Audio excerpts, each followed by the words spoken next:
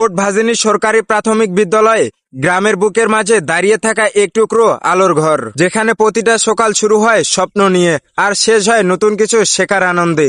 এই পুরো স্কুলটা প্রকৃতির সাথে যেন মিশে গেছে। সবুজ মাঠ, খোলা আকাশ আর পাখির ডাকের মাঝেই এই স্কুলটা প্রতিটা ক্লাস যেন হয়ে ওঠে আনন্দময়। শহরের কোলাহল নেই, কিন্তু আছে মন ভরানো এক প্রশান্তি, যা শিক্ষার জন্য এক আদর্শ পরিবেশ তৈরি করে। এই স্কুলটি গ্রামের অনেক পরিবারের জন্য একমাত্র ভরসা।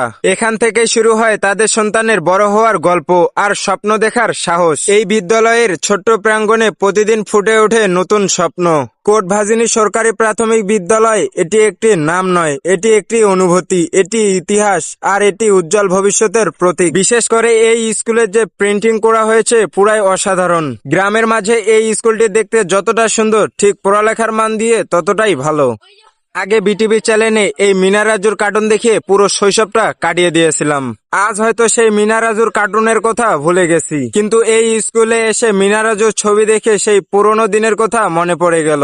সবশেষে এই সবুজে ঘেরা গ্রামে অবস্থিত কোটভাজিনী সরকারি প্রাথমিক বিদ্যালয় এটি শুধু একটি শিক্ষা প্রতিষ্ঠান নয়, বরং গ্রামের মানুষের স্বপ্ন, আশা আর ভবিষ্যতে গড়ে ওঠা এক শক্ত ভিত্তি।